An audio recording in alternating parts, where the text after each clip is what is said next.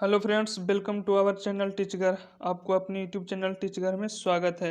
आइए आज हम एक और अच्छे टॉपिक लेकर आए हैं जो कि साइंस से ही टॉपिक है। आप लोग को पता है कि इसमें साइंस का सीरीज चल रहा है जो कि आप लोग को भौतिक विज्ञान का आपको है जो प्रत्येक दिन यहाँ पे आपको मिल रहा है क्वेश्चन जो कि मास्टर वीडियो हो रहा है। सभी क्वेश्चन आपको हम लिए हैं जो कि वस्तुनिष्ठ प्रश्न लूसेंट से संबंधित है। तो चलिए शुरू करते हैं और देखते हैं आज का टॉपिक। तो आज का टॉपिक आपको रसायन विज्ञान से संबंधित होगा जो कि आज फर्स्ट वीडियो रसायन विज्ञान का है। तो चलिए देखते हैं। तो रसायन विज्ञान में आज हम देखेंगे कौन कौन से टॉपिक पढ़ेंगे। जो रसायन विज्ञान में आज हम 3 टॉपिक को डिस्कस करेंगे जो कि टॉपिक है पहला पदार्थ के प्रकृति एवं संगठन, nature and composite of substances, और दूसरा देखेंगे हम परमाणु संरचना एटॉमिक स्ट्रक्चर, और तीसरा टॉपिक जो होगी जो रेडियो सक्रियता रेडियो एक्टिविटी से होगी। तो चलिए आज का फर्स्ट टॉपिक शुरू करते हैं। जो आज तीनों टॉपिक हम आपको डिस्कस करेंगे इसमें रसायन विज्ञान से, क्योंकि ये तीनों टॉपिक आप लोग देख रहे हैं। तो चलिए फर्स्ट टॉपिक देखते हैं। अगर आप हमारे चैनल पर नए होंगे तो इस चैनल को सब्सक्राइब कर दीजिएगा, बगल में बेल आइकन का बटन होगा प्रेस कर लीजिएगा जिससे कि आने वाले वीडियो का नोटिफिकेशन आपको मिलती रहे। तो चलिए शुरू करते हैं और देखते हैं फर्स्ट टॉपिक का पदार्थ का प्राकृतिक संगठन। पदार्थ का प्राकृतिक संगठन में हम देखते हैं फर्स्ट क्वेश्चन जो कि रहा यहाँ।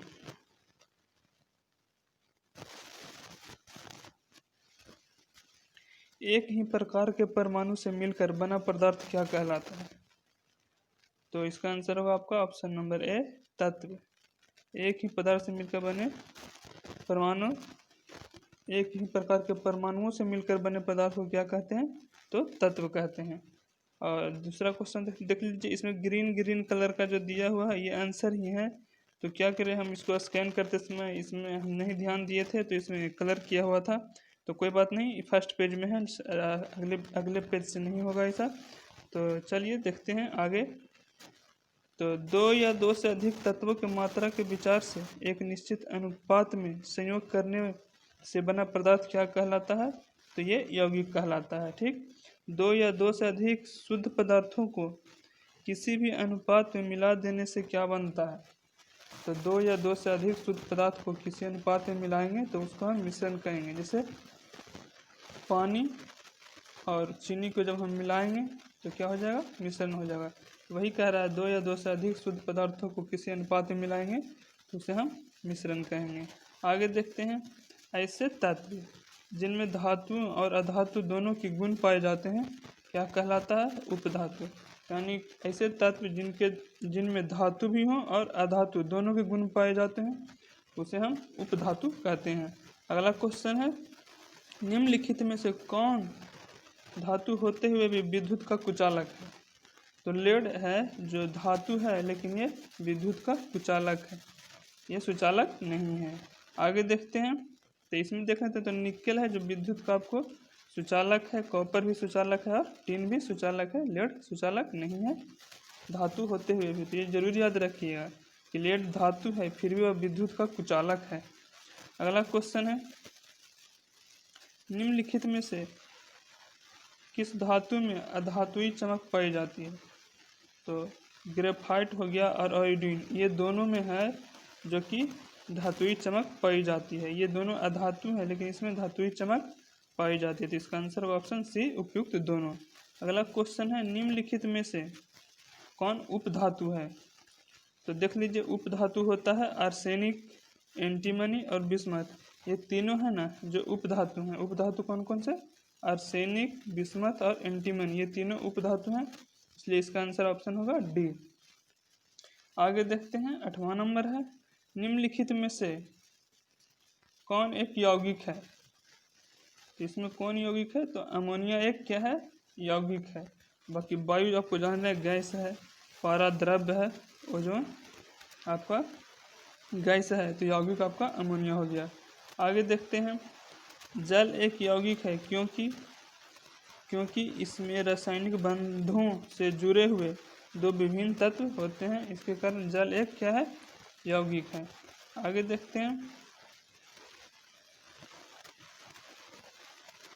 सूची फर्स्ट सूची सेकंड को सम्मिलित करना है। इसमें पदार्थ है, इसमें तत्व दिया गया है। ठीक, तो इसका देख लेते हैं क्या होगा आंसर। तो इसका आंसर आपको मिलान कर देते हैं। तो देख लीजिए, कह रहा हीरा, हीरा का हीरा पदार्थ है तो किस तत्व का है? कार्बन का बना है हीरा। हीरा किस तत्व से बना है? कार्बन से। संगमरमर का, तो संगमरमर का देखो तो ये हो जाएगा कैल्शियम से। रेत यानी बालू, बालू है जो किससे बनता है? ये बालू आपको एल्यूमिनियम, बालू में सिलिकॉन पाए जाते हैं, ठीक, बालू में सिलिकॉन पाए जाते हैं। और माणिक्य में एल्यूमिनियम, ठीक। तो ये पदार्थ हुए, इधर तत्व है, तो हम आपको मिलान कर दिए। फिर से एक बार इसमें हम बता देते हैं। तो हीरा क्या है? एक कार्बन है, ठीक। संगमरमर क्या है? तो संगमरमर आपका कैल्शियम है। रेत बालू क्या है? तो रेत बालू एक सिलिकॉन है। माणिक्य क्या है? तो एल्यूमिनियम है। आगे देखते हैं।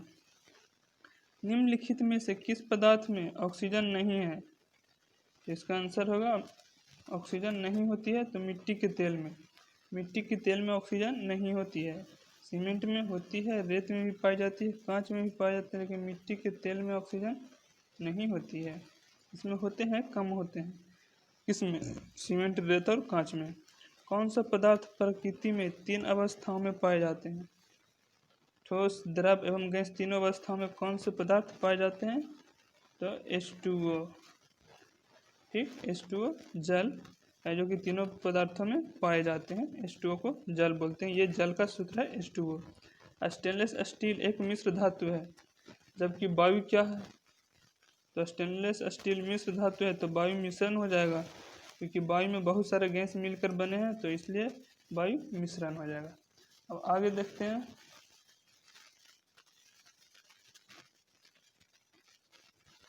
निम्न में से कौन सा 2 तत्व है नहीं यौगिक है? इसका आंसर होगा वायु। वायु है जो कि यौगिक नहीं है। जल यौगिक है, पारा यौगिक है, सोडियम क्लोराइड यौगिक है, लेकिन वायु यौगिक नहीं है। आप लोग को नहीं दिख रहा होगा सही से, इसमें क्या था कि थोड़ा सा डार्क था इसलिए नहीं पता चल रहा है, तो कोई बात नहीं, हम बता देते हैं, आप लोग को बोल के देख लीजिएगा। अगला क्वेश्चन है, पदार्थ का चतुर्थ अवस्था। तो पदार्थ का चतुर्थ अवस्था प्लाज्मा होता है, ठीक। पदार्थ के चतुर्थ अवस्था क्या होते हैं? प्लाज्मा। अगला क्वेश्चन देख लेते हैं 60 नंबर। निम्नलिखित में कौन एक यौगिक है? तो इसमें यौगिक कौन है? तो रेत। रेत एक क्या है? यौगिक है। अगला देखते हैं, तो विरंजक चूर्ण है। विरंजक चूर्ण भी क्या होती है? एक यौगिक ही होती है। आप लोग ये सब क्वेश्चन को जरूर देखिएगा सही से और नोट भी कर लीजिएगा। अगर आप चाहेंगे तो इसको PDF भी हम प्रोवाइड कर देंगे आप लोग को, जो कि हमारे टेलीग्राम पे मिलेगी, जो वहाँ का नाम है हमारा टीचगर PDF, ठीक। टेलीग्राम के नाम से है टीचगर PDF। उस पर आपको हमारा PDF मिल जाएगा, तो आप लोग ज़रूर उस पर भी ज्वाइन कीजिएगा, PDF लेना चाहते हैं तो चलिए आगे देखते हैं। 18 नंबर क्वेश्चन है, वायु, एयर, यह है एक मिश्रण, जो कि आपको पहले ही बता दी पिछले क्वेश्चन में था। वायु क्या है? एक मिश्रण है, क्योंकि इसमें बहुत सारे गैस मिलके हैं, बने हैं। वायु में बहुत सारे गैस मिले हुए हैं। आगे देखते हैं, तो बारूद होता है। बारूद एक मिश्रण है, उसमें भी बहुत सारे मिले होते हैं केमिकल। तो बारूद क्या होता है? मिश्रण। कोयला क्या है? कोयला एक तत्व है, ठीक। कोयला क्या है? कोयला एक तत्व है। आगे क्वेश्चन देखते हैं, हीरा यानी डायमंड। डायमंड भी क्या है? तो डायमंड एक तत्व है, ठीक। डायमंड तत्व है, कोयला भी एक तत्व है। आगे देखते हैं, विश्व का प्रत्येक पदार्थ अत्यंत सूक्ष्म कण से मिलकर बना होता है। सर्वप्रथम किसने कहा था? तो विश्व का प्रत्येक पदार्थ अत्यंत सूक्ष्म कणों से मिलकर बना होता है, ये कनाद ने बताए थे सर्वप्रथम, ठीक। किसने? कनाद ने। निम्नलिखित में से यौगिक कौन सा है? तो अमोनिया एक क्या है? यौगिक है, ठीक। यौगिक, अमोनिया एक यौगिक होती है। आगे देखते हैं 24 नंबर। निम्नलिखित में से कौन सा एक तत्व है? तो देख लीजिए इसमें कौन सा एक तत्व है। तो हीरा एक क्या है? हीरा एक तत्व है, जो कि आप लोग को ऊपर भी बताए थे। वायु निम्नलिखित में से क्या है? वायु निम्नलिखित में से मिश्रण है। आगे देखते हैं, निम्नलिखित में से रासायनिक यौगिक कौन सा है? अमोनिया क्या है? एक रासायनिक यौगिक है। वायु नहीं, ऑक्सीजन नहीं, पारा भी नहीं, अमोनिया एक रासायनिक यौगिक है। अगला देखते हैं क्वेश्चन, निम्नलिखित में से मिश्रण है। तो इस्पात दूध मिश्रण नहीं है, कार्बन मोनोऑक्साइड मिश्रण नहीं है, इस्पात है जो मिश्रण है। आगे चलते हैं, आगे देखते हैं, शुद्ध तत्व कौन सा है। शुद्ध तत्व, कांच में मिलावट होती है, सीमेंट में भी। सोडियम है जो कि एकदम शुद्ध तत्व प्योर सोडियम होता है। तो सोडियम क्या है, एक शुद्ध तत्व है। तो चलिए आज आज इतना था पदार्थ के प्राकृतिक संगठन से संबंधित क्वेश्चन, जो कि आपको 28 क्वेश्चन इसमें देखने को मिला इस टॉपिक में। चलिए दूसरे टॉपिक की ओर चलते हैं। दूसरा टॉपिक है हमारा परमाणु संरचना। दूसरा टॉपिक हमारा है परमाणु संरचना, एटॉमिक स्ट्रक्चर। तो चलिए इसके क्वेश्चन देख लेते हैं, महत्वपूर्ण जो कि आपके एग्जाम के लिए बहुत ही महत्वपूर्ण क्वेश्चन ये सब है। तो आप लोग जरूर इस वीडियो को लास्ट तक देखते रहिएगा बिना स्किप किए। चलते हैं क्वेश्चन की ओर। क्वेश्चन है हमारा फर्स्ट, इसमें फर्स्ट क्वेश्चन है परमाणु संरचना से है क्वेश्चन, जो कि आप लोग के लिए बहुत ही महत्वपूर्ण होगी। तो चलिए शुरू करते हैं, देखते हैं फर्स्ट क्वेश्चन। वैज्ञानिक जिसने परमाणु सिद्धांत की खोज की थी। तो किसने परमाणु सिद्धांत की खोज की थी, तो जॉन डाल्टन ने परमाणु सिद्धांत की खोज किए थे। आगे क्वेश्चन देखते हैं, परमाणु के नाभिक का आकार होता है। तो परमाणु के नाभिक का आकार कैसा होता है, इसको थोड़ा सा छोटा करते हैं। परमाणु के नाभिक का आकार कैसा होता है, इसको जल्दी से बताइए, क्योंकि इसमें टिक लगा हुआ नहीं है कहीं, तो जल्दी से बताइए। परमाणु का नाभिक आकार होता है 10⁻⁻15 m, ठीक, 10⁻⁻15 m परमाणु का नाभिक का आकार होता है। आगे देखते हैं तीसरा नंबर, निम्नलिखित में से कौन एक अस्थायी कण है। तो कौन एक अस्थायी कण है, तो न्यूट्रॉन एक अस्थायी कण है। आगे क्वेश्चन देखते हैं 4 नंबर, परमाणु नाभिक के अवयव है प्रोटॉन और न्यूट्रॉन के। परमाणु नाभिक का अवयव है किसका, प्रोटॉन एवं न्यूट्रॉन का। आगे देखते हैं, परमाणु के नाभिक में निम्न कण होते हैं। तो परमाणु के नाभिक में प्रोटॉन एवं न्यूट्रॉन होते हैं। परमाणु के नाभिक में कौन से कण हैं, तो प्रोटॉन एवं न्यूट्रॉन परमाणु के नाभिक में होते हैं। अगला है, निम्न में से कौन एक आवेश रहित कण है। इनमें से कौन आवेश रहित कण है, तो न्यूट्रॉन एक आवेश रहित कण है। आगे देखते हैं, परमाणु में कौन से मूल कण समान संख्या में स्थित होते हैं। तो इसका आंसर है इलेक्ट्रॉन तथा प्रोटॉन परमाणु में मूल कण के समान संख्या में स्थित होते हैं। आगे देखते हैं, न्यूक्लियॉन सामान्य नाम किसके लिए हैं। न्यूक्लियॉन है जो ये नाम है, जो किसके लिए संबंधित है न्यूक्लियॉन नाम, तो ये इलेक्ट्रॉन और प्रोटॉन को हम शॉर्ट में न्यूक्लियॉन भी कहते हैं। आगे देखते हैं, एक इलेक्ट्रॉन पर कितना आवेश होता है। तो एक इलेक्ट्रॉन पर आवेश होती है -1.6 गुना 10⁻⁻⁹ डिग्री सेल्सियस। Answer A. आगे देखते हैं, आगे क्वेश्चन है 10वां नंबर,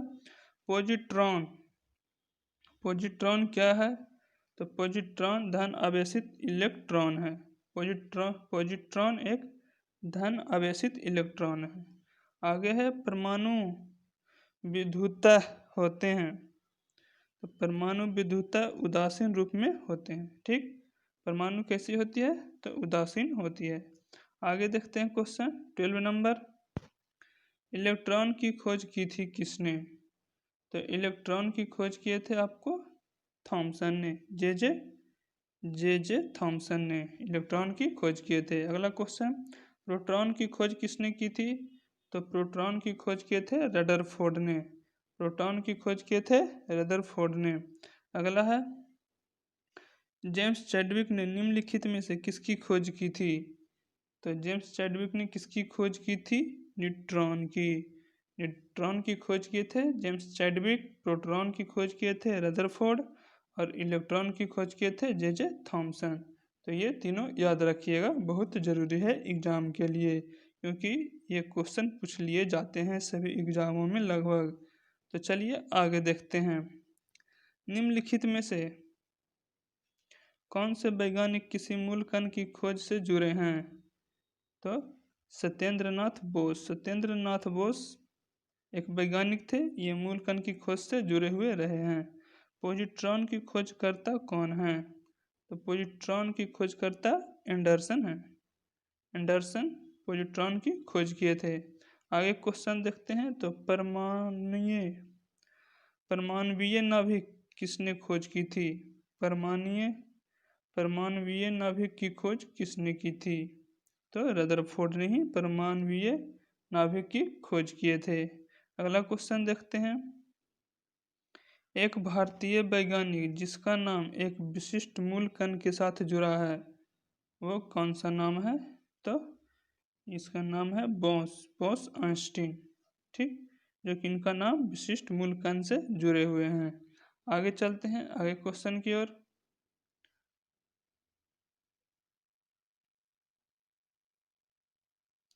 इसमें अगला क्वेश्चन है 19 नंबर। न्यूट्रॉन की खोज की थी। न्यूट्रॉन की खोज किसने की थी? तो चैडविक ने। न्यूट्रॉन की खोज चैडविक ने की थी। निम्नलिखित में से किस परमाणु के नाभिक में न्यूट्रॉन नहीं होते हैं? तो हाइड्रोजन में न्यूट्रॉन नहीं होते हैं। ठीक, हाइड्रोजन में न्यूट्रॉन नहीं होते हैं, याद रखिएगा। 20 नंबर 1। इलेक्ट्रॉन के तरंग प्रकृति की खोज सर्वप्रथम किसने की थी? इलेक्ट्रॉन के तरंग प्रकृति की खोज सर्वप्रथम किसने की थी? तो डी ब्रोगली ने इलेक्ट्रॉन के तरंग के प्रकृति की खोज की थी। आगे चलते हैं। 22 नंबर। तत्व के सबसे छोटे भाग को क्या कहते हैं? तो तत्व के सबसे छोटे भाग को परमाणु कहते हैं। तत्व के सबसे छोटे भाग को परमाणु कहते हैं। 23 नंबर। डाल्टन का परमाणु सिद्धांत के अनुसार कौन सबसे छोटा कण स्वतंत्र रूप में रहता है? तो परमाणु है जो सबसे छोटा कण है जो स्वतंत्र रूप में रहता है। 24 नंबर क्वेश्चन। किसी परमाणु के गुण निर्भर करता है। तो किसी परमाणु का गुण निर्भर किस पर करता है? इलेक्ट्रॉनिक संरचना पे। इलेक्ट्रॉनिक संरचना पे आपके परमाणु का गुण निर्भर करता है। आगे क्वेश्चन देखते हैं। 25 नंबर। नाभिक का द्रव्यमान संख्या कितना है? तो नाभिक का द्रव्यमान संख्या नाभिक में न्यूक्लियनों की संख्या के बराबर होती है। नाभिक की द्रव्यमान संख्या, मास नंबर। आगे देखते हैं।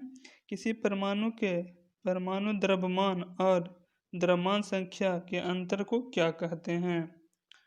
किसी परमाणु के परमाणु द्रव्यमान और द्रव्यमान संख्या के अंतर को कहते हैं हम द्रव्यमान क्षति। ठीक, द्रव्यमान क्षति कहते हैं दोनों के अंतर की संख्या को।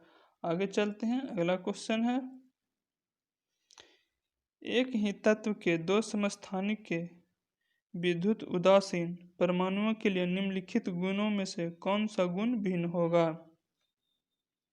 तो परमाणु द्रव्यमान होंगे जो भिन्न होंगे। 28 नंबर। न्यूट्रॉन तथा प्रोटॉन के संख्याओं के योगफल को क्या कहते हैं? न्यूट्रॉन तथा प्रोटॉन के नाभिक के संख्याओं के योगफल को हम कहते हैं द्रव्यमान संख्या। ठीक, न्यूट्रॉन और प्रोटॉन की संख्या के योगफल को हम द्रव्यमान संख्या कहते हैं। आगे देखते हैं। 29 नंबर। किस किरण के प्रकीर्णन से नाभिक के आकार का आकलन किया जा सकता है? तो इसका आंसर होगा ऑप्शन ए, अल्फा किरण से हम नाभिक के आकार का आकलन कर सकते हैं। 30 नंबर क्वेश्चन। नाभिक के धनावेशित होने की खोज की थी किसने? तो रदरफोर्ड ने नाभिक के धनावेश होने की खोज की थी। 31 नंबर। परमाणु भार का अंतर्राष्ट्रीय मानक कितना है? तो परमाणु भार का अंतर्राष्ट्रीय मानक C12 है। कितना C12 है, ये याद रखिएगा।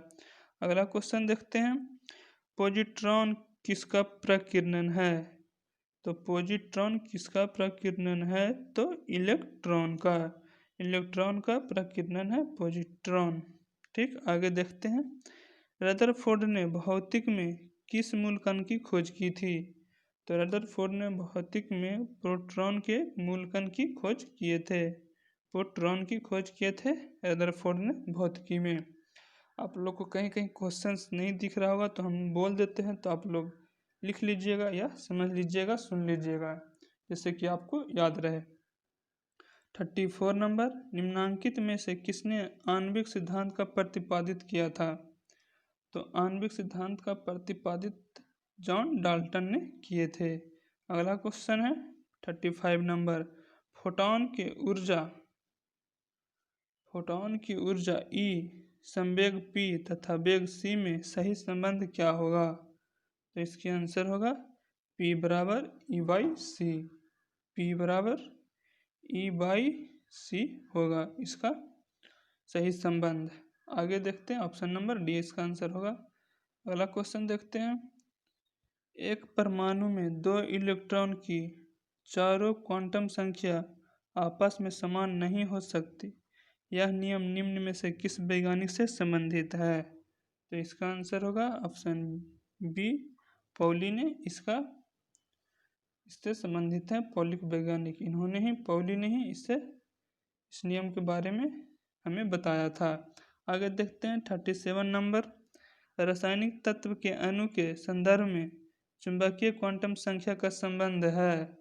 तो इसका आंसर होगा आपको ऑप्शन नंबर डी, चक्रण से संबंधित है। किससे? चक्रण से संबंधित है। आगे देखते हैं, अगला क्वेश्चन है हमारा 38 नंबर, क्वांटम संख्या जो किसी कक्षा में अंतरिक्ष में अभिविन्यास की दिशा निर्दिष्ट करता है, कौन सी संख्या होगी? तो इसका आंसर होगा ऑप्शन सी, चुंबकीय क्वांटम संख्या। चुंबकीय क्वांटम संख्या है जो कक्षा में अंतरिक्ष में अभिविन्यास की दिशा निर्दिष्ट करती है। अभिविन्यास की दिशा विनिर्दिष्ट करती है। जीभ लड़खड़ा जाता है कभी कभी, बोलने में होता है सभी लोग से, तो माफ़ कीजिएगा। आगे देखते हैं 39 नंबर, परमाणु के किन्हीं 2 इलेक्ट्रॉनों की चारों क्वांटम संख्या सर्वसम नहीं होते हैं, यह है कौन सा? तो इसका आंसर होगा ऑप्शन बी, पॉली का एक्सक्लूजन प्रिंसिपल। पॉली का एक्सक्लूजन प्रिंसिपल है जो परमाणु के 2 इलेक्ट्रॉनों के चारों क्वांटम संख्या के सर्वसम नहीं है। आगे देखते हैं अगला क्वेश्चन 40 नंबर, किसी परमाणु के बाह्यतम कक्षा में कितने इलेक्ट्रॉन रह सकते हैं? तो इसका आंसर होगा ऑप्शन बी, 8 इलेक्ट्रॉन रह सकते हैं किसी परमाणु के बाह्यतम कक्षा में। आगे देखते हैं, एक परमाणु में 9 इलेक्ट्रॉन, 9 प्रोटॉन तथा 10 न्यूट्रॉन हैं, तो उसकी द्रव्यमान संख्या कितनी होगी? तो उसकी द्रव्यमान संख्या होगा 19। ठीक, अगर एक परमाणु में 9 इलेक्ट्रॉन, 9 प्रोटॉन तथा 10 न्यूट्रॉन रहे तो द्रव्यमान संख्या इसकी हो जाएगी मास नंबर 19। आगे देखते हैं 42 नंबर, T8Ra⁴226 के नाभिक में न्यूट्रॉन और प्रोटॉन की संख्या क्रमशः कितनी है? इसका आंसर होगा ऑप्शन ए, 138 एवं 88। आगे देखते हैं 43 नंबर, किसी तत्व के परमाणु में 2 प्रोटॉन, 2 न्यूट्रॉन तथा 2 इलेक्ट्रॉन हो तो उस तत्व का द्रव्यमान संख्या कितना होगा? इसका आंसर होगा ऑप्शन बी, 4। उसकी द्रव्यमान संख्या 4 होगी। आप लोग को ये न्यूमेरिकल से संबंधित क्वेश्चन है, तो आप लोग जरूर इसे देखिएगा। तो आप लोग बनाकर भी देख सकते हैं फार्मूला से, जो कि आप फार्मूला से देख सकते हैं बना के। अभी इतना हम तो अभी देख रहे हैं क्वेश्चन, तो अभी हम इतना नहीं बता सकते, लेकिन आप लोग को ज़रूर बताएंगे। अगले वीडियो में हम न्यूमेरिकल के एक अलग से वीडियो लेकर आएंगे, तो उसमें हम सभी फार्मूला को आपके साथ डिस्कस करेंगे। तो ये टेस्ट की तरह है, तो आप इसे देखिए। अगला क्वेश्चन देखते हैं 44 नंबर।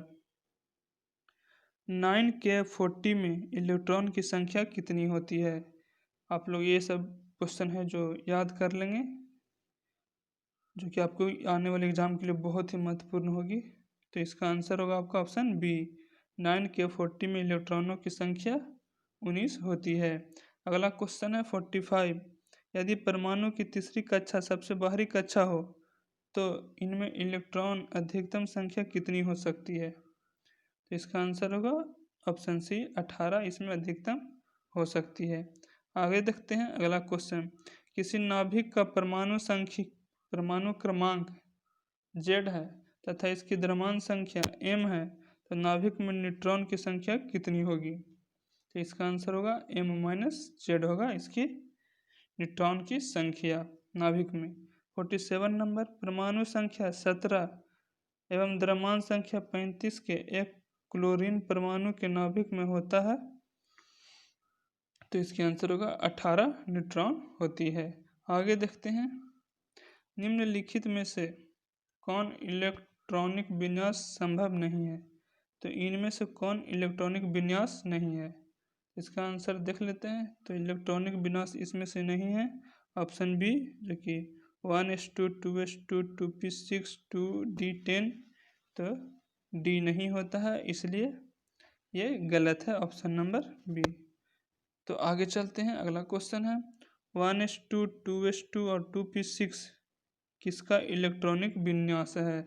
तो इसका आंसर होगा ऑप्शन बी, सोडियम और पोटेशियम का, Ne और Na का। ठीक, आगे देखते हैं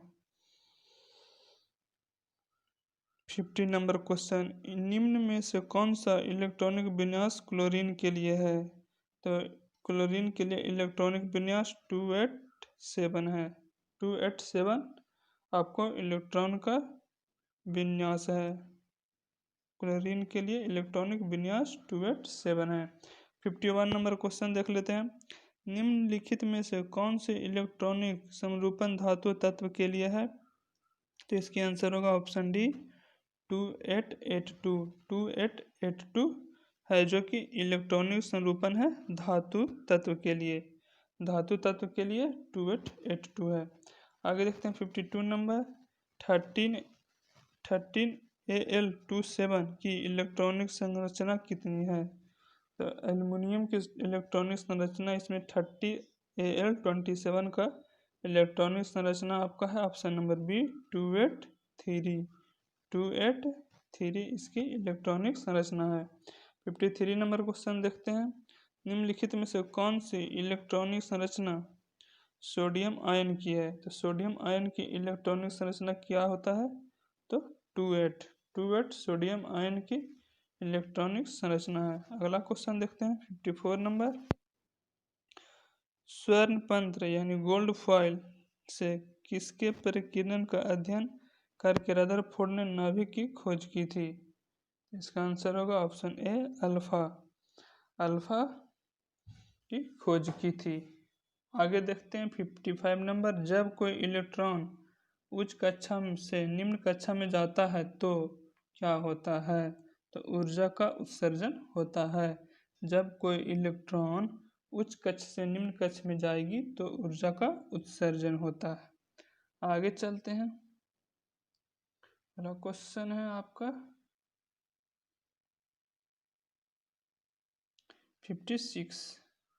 56 में कह रहा है निम्नलिखित इलेक्ट्रॉनिक विन्यास पर विचार कीजिए।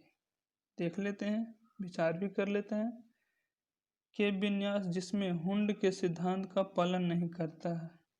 कौन सा विन्यास है जो हुंड के सिद्धांत का पालन नहीं करता है? तो इसका आंसर होगा 1 और 3 है, जो ऑप्शन नंबर डी, जो कि हुंड के सिद्धांत का पालन नहीं करता है। आगे देखते हैं 57 नंबर क्वेश्चन। सोडियम परमाणु में कोर इलेक्ट्रॉन की संख्या कितनी है? तो इसकी इलेक्ट्रॉनों की संख्या 10 है। सोडियम परमाणु में कोर इलेक्ट्रॉनों की संख्या 10 होती है। अगला क्वेश्चन देखते हैं 58 नंबर। 58 नंबर है, किसी परमाणु के इलेक्ट्रॉन विन्यास 282 है, इनमें संयोजी इलेक्ट्रॉनों की संख्या कितनी होगी? तो इसका आंसर होगा ऑप्शन डी 2। इसकी संयोजी इलेक्ट्रॉनों की संख्या 2 होगी। 59 नंबर, एक तत्व के परमाणु में 19 प्रोटॉन 20 न्यूट्रॉन है, तो इसकी द्रव्यमान संख्या कितनी होगी? इसकी द्रव्यमान संख्या 39 होगा, जो कि दोनों जुट जाएंगे तो 39 हो जाएगी। तत्व ए का परमाणु संख्या 13 है, इनमें संयोजी इलेक्ट्रॉनों की संख्या कितनी होगी? तो इसके आंसर होगा ऑप्शन डी, संयोजी इलेक्ट्रॉनों की संख्या 3 होगी। अगला क्वेश्चन है 61 नंबर, परमाणु का द्रव्यमान किन मौलिक कणों पर निर्भर करता है? तो परमाणु का द्रव्यमान प्रोटॉन व न्यूट्रॉन पर निर्भर करती है। यदि कक्षा की संख्या को n से व्यक्त किया जाता है तो किसी कक्षा में अधिक इलेक्ट्रॉनों की संख्या होगी? तो ऑप्शन सी 2n²। अगला क्वेश्चन देखते हैं, इलेक्ट्रॉन तत्व तक युग्म नहीं होते जब तक कि उनके लिए प्राप्त रिक्त कक्षा समाप्त न हो जाए, यह सिद्धांत कहलाता है, यह सिद्धांत हुंड का नियम कहलाता है। अनिश्चित के सिद्धांत का प्रतिपादन किया था किसने? तो अनिश्चितता के सिद्धांत का प्रतिपादन किया था हाइजेनबर्ग ने। हाइजेनबर्ग ने अनिश्चितता के सिद्धांत के प्रतिपादन किए थे। अगला क्वेश्चन देख लेते हैं 65 नंबर, तो इलेक्ट्रॉन जैसे छोटे कणों की स्थिति तथा वेग का युगपत निर्धारण नहीं किया जा सकता, यह कथन किसका है? यह कथन ये हाइड्रोजनबर्ग के अनिश्चितता सिद्धांत का कथन है। आगे देखते हैं, तो नाभिक की खोज रदरफोर्ड ने किन कणों की सहायता से की थी? तो नाभिक की खोज रदरफोर्ड ने अल्फा कणों की सहायता से किए थे। इलेक्ट्रॉन 67 नंबर, इलेक्ट्रॉन के आवेश की खोज किसने की थी? तो इलेक्ट्रॉन के आवेश की खोज मिलिकन ने की थी। 68 नंबर, वह कण जो न्यूक्लियॉन को बांधे रखने का कार्य करता है, उसका आंसर होगा option number D meson. Meson है जो कि न्यूक्लियॉन को बांधे रखने में कार्य करता है।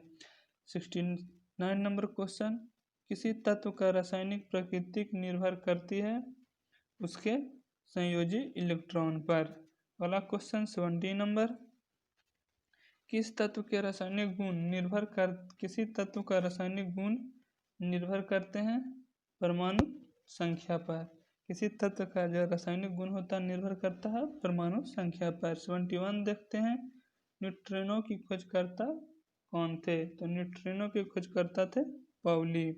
मेसॉन की खोजकर्ता कौन थे? तो मेसॉन की खोजकर्ता थे युकावा। युकावा ने मेसॉन की खोज की थी। 23 नंबर, कॉपर तत्व का सही इलेक्ट्रॉन विन्यास क्या है? तो कॉपर तत्व का सही इलेक्ट्रॉनिक विन्यास हो जाएगा option number B Ar3d10 4s1। इसका आंसर होगा ऑप्शन बी। आगे देखते हैं, अगला क्वेश्चन है हमारा, रदरफोर्ड के अल्फा कणों का प्रयोग ने सर्वप्रथम दिखाया कि परमाणु में होते हैं। तो इसने दिखाया था सर्वप्रथम कि परमाणु में प्रोटॉन होते हैं। 51 नंबर क्वेश्चन है, देख लेते हैं। ये क्वेश्चन है 74 नंबर, रदरफोर्ड के अल्फा कणों के प्रयोग में सर्वप्रथम दिखाया कि परमाणु में होता है तो नाभिक होते हैं। परमाणु में क्या होते हैं? नाभिक होते हैं। आगे देखते हैं, परमाणु संख्या 29 वाले परमाणु का सही इलेक्ट्रॉनिक विन्यास क्या होगा? तो इसका आंसर हो जाएगा आपका ऑप्शन नंबर बी, जो कि आंसर है आपका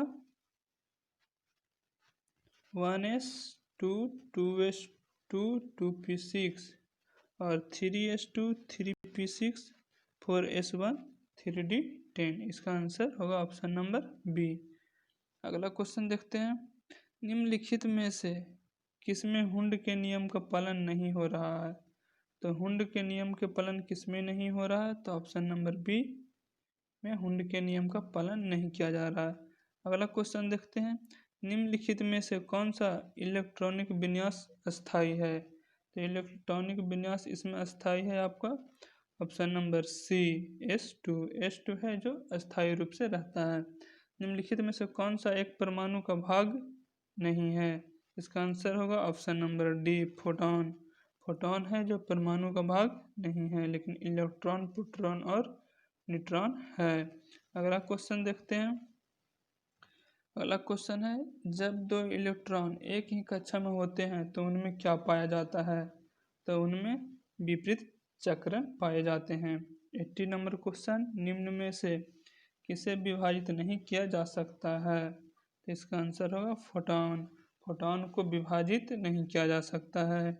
नेक्स्ट क्वेश्चन है 81 नंबर, किसी तत्व के परमाणु की दूसरी कक्षा में इलेक्ट्रॉनों की अधिकतम संख्या क्या होती है? इसका आंसर होगा ऑप्शन ए 8 होती है। अगला क्वेश्चन 82 नंबर, कार्बन के परमाणु क्रमांक 6 तथा परमाणु भार 12 है, तो इसके नाभिक में कितने प्रोटॉन होते हैं? तो इसमें प्रोटॉन की संख्या 6 होती है। अगला क्वेश्चन देखते हैं 83 नंबर, परमाणु संख्या Z एवं द्रव्यमान संख्या A। परमाणु संख्या Z और द्रव्यमान संख्या A, एक परमाणु में इलेक्ट्रॉनों की संख्या क्या होगी? तो Z होगा। अगला क्वेश्चन देखते हैं, तत्व 92U235 लिखा हुआ यहाँ 992 सॉरी यहाँ लिखा हुआ है 92U235 यानी 92U235 में प्रोटॉनों की संख्या कितनी होती है? तो इसमें प्रोटॉनों की संख्या 92 होता है। अगला क्वेश्चन देखते हैं, सोडियम का परमाणु संख्या 11 तथा परमाणु द्रव्यमान 23 है। ठीक, सोडियम का परमाणु संख्या 11 तथा परमाणु द्रव्यमान 23 है, तो इसमें इलेक्ट्रॉन, न्यूट्रॉन तथा प्रोटॉनों की संख्या क्रमशः कितनी होगी? इसमें संख्या हो जाएगा आपका 11, 12 और 11। इसमें प्रोटॉनों की संख्या क्रमशः होगी। आगे देखते हैं 86 नंबर। 86 नंबर में है 92U238 में न्यूट्रॉनों की संख्या क्या होगी? तो इसमें न्यूट्रॉनों की संख्या आपका हो जाएगा ऑप्शन नंबर ए 146 इसकी न्यूट्रॉनों की संख्या होगी। अगला क्वेश्चन देखते हैं 87 नंबर, किसी तत्व के एक परमाणु में 10 इलेक्ट्रॉन, 10 प्रोटॉन तथा 12 न्यूट्रॉन वाला कण कौन है? तो इसका आंसर होगा आपको ऑप्शन नंबर बी 22 इसकी कणों की संख्या है। आगे देखते हैं 88, परमाणु की प्रभावी त्रिज्या कितनी होती है? तो इसका आंसर होगा 10 के पावर 10 मिलीमीटर।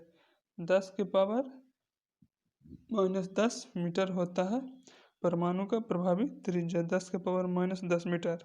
अगला क्वेश्चन देखते हैं 89, निम्नलिखित में से 20 न्यूट्रॉन व 18 इलेक्ट्रॉन वाले कण कौन सा है? इसका आंसर होगा ऑप्शन बी 18AR38। यहाँ लिखा हुआ 18AR38। 90 नंबर क्वेश्चन देखते हैं, किसी तत्व का परमाणु संख्या 35 तथा उसमें 18 इलेक्ट्रॉन है, तो उनमें प्रोटॉनों की संख्या कितनी होगी? तो इनमें प्रोटॉनों की संख्या 18 हो जाएगी। आगे देखते हैं अगला क्वेश्चन 91 नंबर, निम्नलिखित में से कौन सा इलेक्ट्रॉन समरूपन धातु तत्व के लिए होते हैं? तो समरूपन धातु तत्व के लिए होते हैं ऑप्शन नंबर डी आंसर होगा 2 8 18 2 2 8 18 2। अगला क्वेश्चन देखते हैं 92 नंबर। 92 नंबर क्वेश्चन है, किसी तत्व के परमाणु में 2 प्रोटॉन, 2 न्यूट्रॉन और 2 इलेक्ट्रॉन हो तो उस तत्व की द्रव्यमान संख्या कितनी होगी? तो उस तत्व की द्रव्यमान संख्या होगी 4, ऑप्शन नंबर बी। 93 नंबर देखते हैं, मुख्य क्वांटम संख्या निर्धारित करती है कक्षा में विभिन्न अभिविन्यास को। मुख्य क्वांटम नंबर संख्या निर्धारित करती है कक्षा में विभिन्न अभिविन्यास को, ऑप्शन नंबर सी होगा इसका आंसर। 94 नंबर देखते हैं, नाभिक की खोज के लिए रदरफोर्ड ने जब धातु के पतले पत्र पर अल्फा किरणों का बौछार की थी तो क्या हुआ था? तो अल्फा किरणों की बौछार की थी। तो अधिकांश अल्फा कण धातु की पन्नी के बिना विक्षेपण के पार करके चले गए थे। ठीक, किसने किए थे ये? रदरफोर्ड ने। अगला क्वेश्चन देखते हैं 95 नंबर। तत्वों की प्रकृति को ज्ञात किया जा सकता है। आपका ऑप्शन नंबर ए होगा इसका आंसर, इलेक्ट्रॉनिक विन्यासीकरण के द्वारा। इलेक्ट्रॉनिक विन्यासीकरण के द्वारा तत्वों की प्रकृति ज्ञात की जाती है। अगला क्वेश्चन है 96 नंबर। किसके निर्धारण में किसी तत्व की परमाणु संख्या सहायता नहीं करती है? तो इसका आंसर होगा ऑप्शन नंबर ए, नाभिक में विद्यमान न्यूट्रॉन की संख्या की। नाभिक में विद्यमान न्यूट्रॉन की संख्या का है जो निर्धारण करता है तत्व की परमाणु संख्या, इसकी निर्धारण नहीं करती है। तत्व की परमाणु संख्या नाभिक में विद्यमान न्यूट्रॉनों की संख्या को निर्धारण नहीं करती है। तो ये रहा हमारा दूसरा टॉपिक से संबंधित था क्वेश्चन, जो कि था परमाणु संरचना से हम इसमें 96 क्वेश्चन देखें, जो कि लिए बहुत ही महत्वपूर्ण था। आइए अगले टॉपिक में चलते हैं। अगला टॉपिक है हमारा, आगे देख सकते हैं अगला टॉपिक है तीसरा नंबर, जो कि हम आपको बताए थे रेडियो सक्रियता। तो आइए रेडियो सक्रियता से कुछ क्वेश्चन देख लेते हैं। तो देखते हैं फर्स्ट क्वेश्चन। फर्स्ट क्वेश्चन में है, रेडियो सक्रियता की खोज किस वैज्ञानिक ने सर्वप्रथम की थी? तो रेडियो सक्रियता की खोज सर्वप्रथम वैज्ञानिक किए थे हेनरी बेकवेलर। हेनरी बेकलर ने रेडियो सक्रियता की खोज की थी। रेडियो सक्रियता की खोज किसने की थी? तो हेनरी बेकलर ने। अगला क्वेश्चन दूसरा नंबर देखते हैं। तो रेडियो सक्रियता किसका गुण है? तो रेडियो सक्रियता गुण है आपको नाभिक का। नाभिक का रेडियो सक्रियता की गुण है। रेडियो सक्रियता परिवर्तन में भाग लेता है परमाणु का नाभिक। रेडियो सक्रियता परिवर्तन में भाग लेता है कौन? तो परमाणु का नाभिक भाग लेता है। चौथा नंबर क्वेश्चन देखते हैं। तो किसी परमाणु के अस्थायी नाभिक में प्रोटॉन की संख्या कितनी होती है? तो किसी परमाणु के अस्थायी नाभिक में प्रोटॉनों की संख्या न्यूट्रॉनों की संख्या से अधिक होती है। पाँचवां नंबर, रेडियो सक्रियता की इकाई है। रेडियो सक्रियता की इकाई क्यूरी है। क्यूरी रेडियो सक्रियता की इकाई है।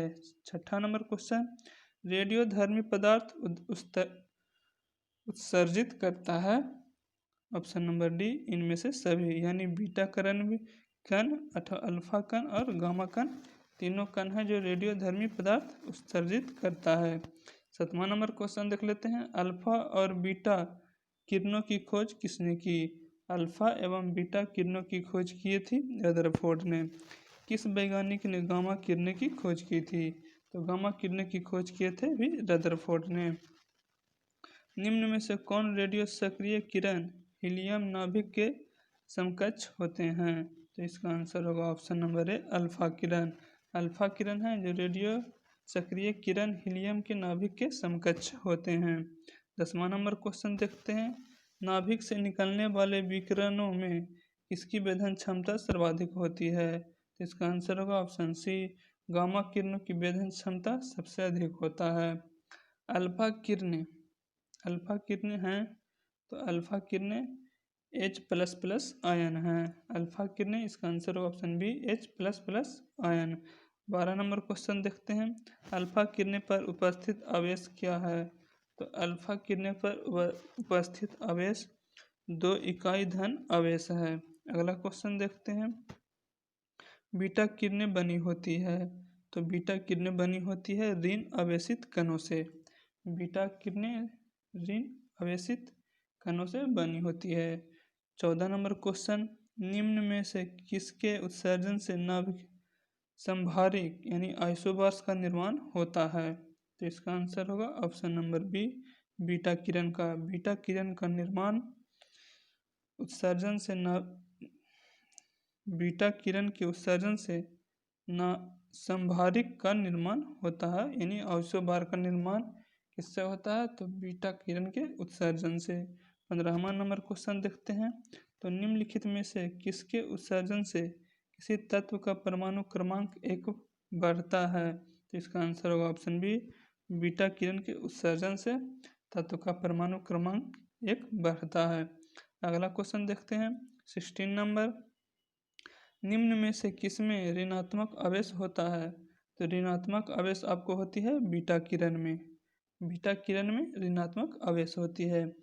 17 नंबर। इलेक्ट्रॉन का समरूप कौन है? तो इलेक्ट्रॉन का समरूप आपको बीटा किरण है। 18 नंबर क्वेश्चन देख लेते हैं। समान ऊर्जा की अल्फा किरणें की तुलना में बीटा किरणें का संबंध क्षमता अधिक होता है। क्यों? तो क्योंकि इसका बीटा किरणें का द्रव्यमान नग्न होता है, उसके कारण उनका वेग अधिक हो जाता है। बीटा किरण का द्रव्यमान नग्न होने से उनका वेग अधिक हो जाती है। अगला क्वेश्चन देखते हैं 19 नंबर। 19 नंबर क्वेश्चन रहा, बीटा किरणें किस प्रकार का आवेश वहन करता है? तो बीटा किरणें आपका आवेश वहन करती है ऋणात्मक। 20 नंबर क्वेश्चन देखते हैं, गामा किरणें हैं। तो गामा किरणें क्या है? उच्च ऊर्जा वाली विद्युत चुंबकीय तरंगे। गामा किरणें उच्च ऊर्जा वाली विद्युत चुंबकीय तरंगे हैं। 21 नंबर क्वेश्चन देखते हैं, गामा किरणें क्या होती है? तो गामा किरणें रेडियो सक्रिय पदार्थ द्वारा उत्सर्जित उच्च ऊर्जा युक्त किरणें होती है गामा किरणें। 22 नंबर क्वेश्चन देखते हैं, निम्नलिखित में से किस किरण की वेधन क्षमता सबसे अधिक है? तो सबसे अधिक वेधन क्षमता आपको गामा किरण की है। गामा किरण की वेधन क्षमता सबसे अधिक है। 23 नंबर क्वेश्चन देखते हैं, निम्नलिखित में से किस किरण की आयनन क्षमता सबसे कम होता है? तो आयनन क्षमता सबसे कम होती है गामा किरण की। गामा किरण की आयन क्षमता सबसे कम होती है। 24 नंबर देखते हैं, निम्नलिखित में से किस किरण का आयनन क्षमता सबसे अधिक होता है? तो सबसे अधिक होती है आयनन क्षमता अल्फा किरण की, सबसे अधिक आयनन क्षमता होती है, सबसे कम गामा किरण की। 25 नंबर देखते हैं, समस्त रेडियो सक्रिय पदार्थ क्षय होने के पश्चात किसमें अंतिम रूप में बदल जाते हैं? इसका आंसर होगा ऑप्शन बी, सीसा में बदल जाते हैं क्षय होने के बाद। अगला क्वेश्चन 26 नंबर, निम्नलिखित में से किसकी वेधन क्षमता सबसे कम है? तो सबसे कम वेधन क्षमता वाला है अल्फा किरणें। अल्फा किरणें की वेधन क्षमता सबसे कम है। 27 नंबर क्वेश्चन, किसी रेडियो एक्टिविटी तत्व का नाम उसके खोजकर्ता के देश के नाम पर रखा गया है। तो ये किस रेडियो एक्टिविटी तत्व का नाम कह रहा है कि किस रेडियो एक्टिविटी तत्व का नाम खोजकर्ता के देश के नाम पर रखा गया है। तो इसका आंसर होगा आपका option number C, polonium. Polonium है जो खोजकर्ता के देश के नाम पर रखा गया है। 28 नंबर क्वेश्चन देखते हैं, तो निम्नलिखित में से कौन एक रेडियोधर्मी पदार्थ नहीं है? तो रेडियोधर्मी पदार्थ कौन नहीं है? तो सोडियम। सोडियम रेडियोधर्मी पदार्थ नहीं है। यूरेनियम, रेडियम और प्लूटोनियम ये रेडियोधर्मी पदार्थ हैं। 29 नंबर क्वेश्चन देखते हैं, क्यूरी किसकी इकाई है? यानी यूनिट। क्यूरी यूनिट क्या होती है? तो क्यूरिट की यूनिट है क्यूरी। क्यूरी किसकी इकाई है? यानी क्यूरी है जो खुद यूनिट है, जो कि किसकी है? तो इसका आंसर होगा ऑप्शन नंबर ए, रेडियोधर्मिता की इकाई यूनिट क्यूरी है। 30 नंबर, निम्नलिखित में से कौन एक रेडियो एक्टिविटी तत्व नहीं है? तो रेडियो एक्टिविटी तत्व आपको जर्कोनियम है जो रेडियो एक्टिविटी तत्व नहीं है, लेकिन टाइटेनियम, फ्रांसीसियम और स्टेटिन ये तीनों हैं जो रेडियो एक्टिविटी तत्व हैं। 31 नंबर क्वेश्चन देखते हैं, रेडियो सक्रियता की इकाई क्या है? तो रेडियो सक्रियता की इकाई आपको हो जाएगा क्यूरी, बेक्वेरल, रदरफोर्ड, ये तीनों हैं जो रेडियो सक्रियता की इकाई है। अगला क्वेश्चन देखते हैं 32 नंबर, एक बीटा कण के उत्सर्जन से परंतु संख्या तथा परमाणु द्रव्यमान में क्या परिवर्तन होती है? तो इसका आंसर ऑप्शन ए, परमाणु क्रमांक में 1 की वृद्धि व परमाणु द्रव्यमान अपरिवर्तित रहती है। 33 नंबर क्वेश्चन, एक अल्फा कण के उत्सर्जन से परमाणु क्रमांक और परमाणु द्रव्यमान में क्या परिवर्तन होती है? तो परमाणु क्रमांक में 2 तथा परमाणु द्रव्यमान में 4 की कमी हो जाती है। ऑप्शन नंबर डी होगा इसका आंसर। अब आते हैं अगला क्वेश्चन की ओर। अगला क्वेश्चन 34 नंबर है। 11Na22 यानी 11 सोडियम 22 में एक बीटा उत्सर्जन के बाद बनने वाला पदार्थ कौन सा है? तो एक बीटा उत्सर्जन के बाद बनने वाला पदार्थ है मैग्नीशियम, Mg मैग्नीशियम। अब देखते हैं 35 नंबर क्वेश्चन। 92 यूरेनियम 236 से 87 यूरेनियम 244 में कितने अल्फा एवं बीटा कण उत्सर्जित होते हैं? तो इसका आंसर होगा 3 अल्फा और 1 बीटा कण उत्सर्जित होते हैं। 36 नंबर क्वेश्चन देखते हैं। यदि किसी रेडियोधर्मी पदार्थ की मात्रा में को दुगना कर दिया जाए तो रेडियोधर्मी क्षरण की दर क्या हो जाएगी? तो रेडियोधर्मी क्षरण की दर अपरिवर्तित रहेगी। अगला क्वेश्चन देखते हैं 37 नंबर। यदि 92 यूरेनियम 238 विघटित होकर 91 फास्फोरस यानी Pa234 बनता है तो कितने अल्फा और बीटा कणों का उत्सर्जन होता है? तो इसका आंसर होगा आपका ऑप्शन नंबर ए। अरे यार रोटेट हो। ऑप्शन नंबर ए इसका आंसर होगा। एक अल्फा और एक बीटा, एक अल्फा और एक बीटा इसका आंसर होगा। 38 नंबर क्वेश्चन देखते हैं। 38 नंबर में कह रहा है एक रेडियोधर्मी तत्व की अर्ध आयु 20 मिनट है तो उसकी 1 ग्राम मात्रा को 0.25 ग्राम तक घटने में समय कितना लगेगा? तो इसका आंसर होगा आपका ऑप्शन नंबर बी 40 मिनट लगेगी। आगे देखते हैं। यदि किसी रेडियोधर्मी पदार्थ का अर्ध जीवन काल यानी हाफ लाइफ पीरियड 1 दिन हो तो 4 दिन के पश्चात उसकी प्रारंभिक मात्रा का कितना भाग शेष रह जाएगा? तो इसका आंसर होगा ऑप्शन नंबर सी 6.1/4% रह जाएगी। आगे देखते हैं 40 नंबर क्वेश्चन। एक रेडियो एक्टिविटी पदार्थ की अर्ध आयु 4 महीने है तो इस पदार्थ की 3/4 भाग का क्षय होने में समय कितना लगेगा? तो इसकी समय लग जाएगी 8 महीना। अगला क्वेश्चन देखते हैं। ये जरूर याद कर लीजिएगा आप लोग, ये देख लीजिएगा, नोट भी कर लीजिएगा क्योंकि ये बहुत ही महत्वपूर्ण क्वेश्चन है ये सब आने वाले एग्जाम के लिए। तो चलिए 40 नंबर देखते हैं। 41 नंबर क्वेश्चन। वह प्रणाली क्या कहलाती है जो प्रागैतिहासिक पदार्थों का काल निर्धारित करने के लिए विघटन भिन्नता यानी रेडियो एक्टिविटी का प्रयोग करती है? तो इसका आंसर होगा ऑप्शन नंबर सी कार्बन का निर्धारण करता है यानी कार्बन डेटिंग हम लोग बोलते भी हैं। तो कार्बन डेटिंग भी और कार्बन का निर्धारण ये है आपको कि प्रागैतिहासिक काल के पदार्थों का बारे में पता चलता है इससे। 42 नंबर क्वेश्चन देखें। तो पृथ्वी की आयु का आकलन किया जाता है किससे? तो पृथ्वी का आकलन किया जाता है आयु का यूरेनियम डेटिंग के द्वारा। यूरेनियम डेटिंग के द्वारा पृथ्वी का आयु का आकलन किया जाता है। अगला क्वेश्चन देखते हैं 43 नंबर। रेडियो कार्बन डेटिंग से किसका निर्धारण होता है? तो रेडियो कार्बन डेटिंग से जीवाश्म की आयु का निर्धारण होता है। 44 नंबर क्वेश्चन। कृत्रिम रेडियो सक्रियता की खोज किसने की थी? तो कृत्रिम रेडियो सक्रियता की खोज किए थे एफ जोलियट व आई क्यूरी ने। एफ जोलियट और आई क्यूरी ने मिलकर किए थे कृत्रिम रेडियो सक्रियता की खोज। आगे देखते हैं 45 नंबर है वर्ग विस्थापन नियम का प्रतिपादन किसने किया था? तो रदरफोर्ड तथा सॉडी ने। रदरफोर्ड तथा सॉडी ने वर्ग विस्थापन नियम का प्रतिपादन किए थे। 46 नंबर क्वेश्चन देखते हैं। तो परमाणु बम का आविष्कार किसने किया था? तो परमाणु बम का आविष्कार किया था ऑटो हॉर्न ने। ऑटो हॉर्न ने परमाणु बम का आविष्कार किया था। अगला क्वेश्चन देखते हैं 47 नंबर। परमाणु शक्ति नियंत्रण किस सिद्धांत पर काम करता है?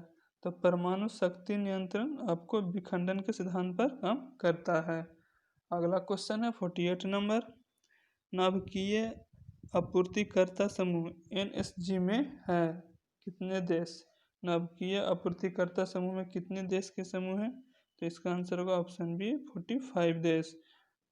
हो सकता है कि कुछ बदल गए होंगे, करंट हमको ध्यान नहीं है, लेकिन पहले 45 देश थे। 49 नंबर क्वेश्चन देखते हैं। सूर्य से ऊर्जा उत्सर्जित होती है, तो सूर्य से ऊर्जा उत्सर्जित होती है नाभिकीय संलयन के द्वारा। नाभिकीय संलयन के द्वारा सूर्य से ऊर्जा उत्सर्जित होती है। 50 नंबर। किसी रेडियो सक्रिय तत्व से उत्सर्जित अल्फा किरणें हैं, तो रेडियो सक्रिय तत्व से उत्सर्जित अल्फा किरणें आपका ऑप्शन नंबर सी हीलियम नाभिक। हीलियम नाभिक। अगला क्वेश्चन देखते हैं 51। विखंडन की प्रक्रिया उत्तरदायी होती है, तो विखंडन की प्रक्रिया उत्तरदायी होती है परमाणु बम में ऊर्जा मुक्त करने के लिए। परमाणु बम में ऊर्जा मुक्त करने के लिए विखंडन की प्रक्रिया की जाती है। अगला क्वेश्चन देखते हैं 52 नंबर। रेडियो सक्रिय अपशिष्ट जोखिम भरे होते हैं क्योंकि वातावरण में उनकी उपस्थिति द्वारा क्या होगी? तो जीवों की कायिक तथा अनुवांशिक क्षति होगी। ठीक, आगे देखते हैं अगला क्वेश्चन 53 नंबर।